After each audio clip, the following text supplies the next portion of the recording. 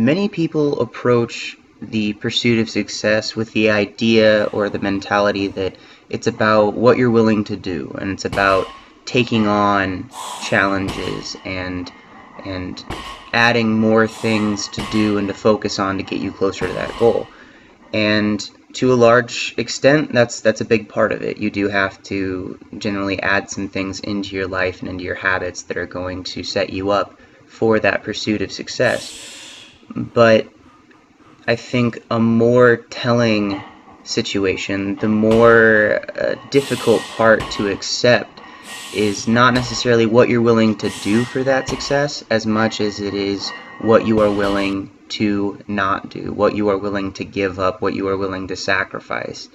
And that to me is a much better indicator of how much you really want something. Is it worth putting yourself in some discomfort and accepting that you're going to give up a little bit of comfort in this moment? You're going to give up a little bit of potential happiness right now, where you're just avoiding that discomfort for the potential of a better place later, to look for that higher spot of success or performance or happiness or whatever it is.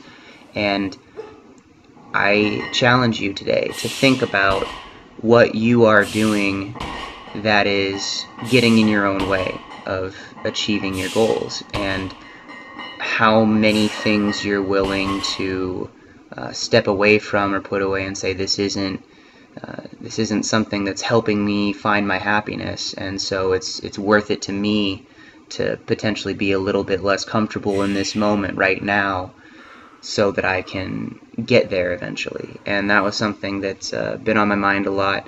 And I also want to talk about the idea of what happens when you're doing everything right and you're taking all the steps that you have in your mind that are going to lead to that success and going to put you in the best situation, but you still have the potential to fail.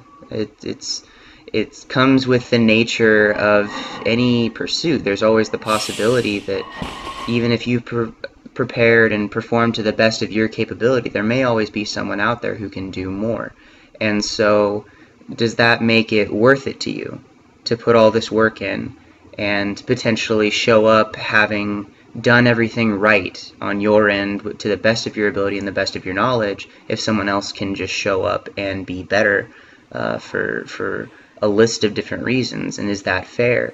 And I would answer that question, I would answer that thought, and I would respond to that with the idea that it depends on why you're pursuing that goal. What is success defined for you? It isn't the same for everybody. It doesn't look the same across the board. It doesn't necessarily mean winning the trophy or going to the big event and impressing everybody. A lot of the time, the best measure of success, or at least the only one that I can firmly stand behind and say, yeah, that is real success, is improving yourself as a person and challenging yourself to do everything that you can to become the best version of yourself, or at least a better version of yourself than you're currently in. And that is something that it doesn't matter who else shows up. It doesn't matter what else is going on, because you can take the challenges that you're going through. You can take those times of discomfort. You can take the things that are not easy about your own journey with whatever the pursuit is, and you can apply that towards the self-improvement. You can apply that towards becoming a better version of yourself in whatever facet that may be for you. And so I guess I think it's important just to keep a few of those in mind. You know, the things that you really want in life are often more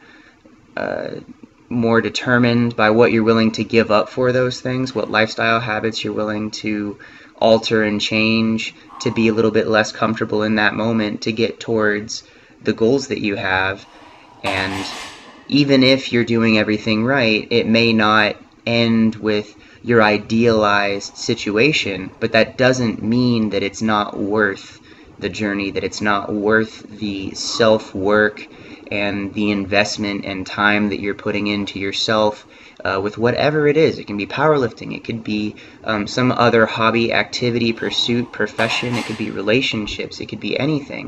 You have to be willing to identify what you want, work really hard for it, and understand that there's a possibility that it may not go the way that you've planned it, but that doesn't make the pursuit a waste of time. That doesn't make the discomfort that you're going through meaningless or worthless. Most of the best life progress that I personally have ever had has come from disappointment or situations where I didn't live up to the expectations that I had put on myself, or a situation that I saw going one way and it didn't go that way. Those are the moments where you build the internal parts of your character the most, not through some flashy successful thing where it's incredibly easy to stay motivated because everybody is pushing you to keep doing more and telling you how good you are and everything's going well. That's the easy part, but that difficult part, that's the part where the real progress is made, at least in my experience. So a little bit of some thoughts maybe to consider today. Gonna discuss quickly the workout. This was a pretty good one for me. I think that this is the most consistent my pulls have felt in recent history.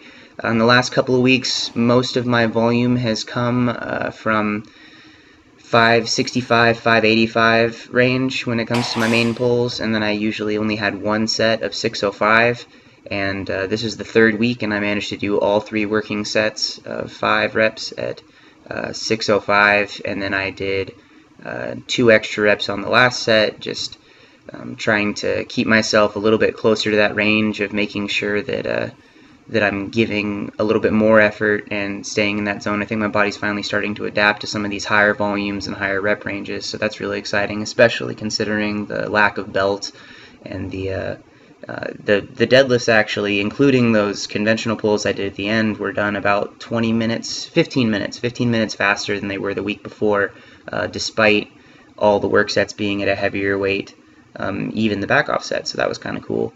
Bench pressing, I had kind of a similar thing go on, a little bit more time in those heavier ranges, just trying to spread my volume out a little bit more efficiently and get the most bang for my buck, but things are going well right now, and that's one of those times where you have to be cautious and make sure that you're holding yourself to those higher standards and not getting too pumped up and egotistical with the progress. You have to keep yourself leveled if you want to keep making that progress, because I didn't suddenly get better by doing a whole bunch of stuff off the cuff. I did it with a smart plan and trying to just put in good, solid, grindy work. So that's sometimes what it takes.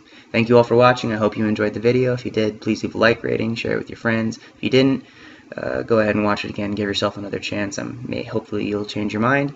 Other than that, I hope you're having a great day, evening, night, whatever, and I will talk to you very soon. Squat's coming up on Friday.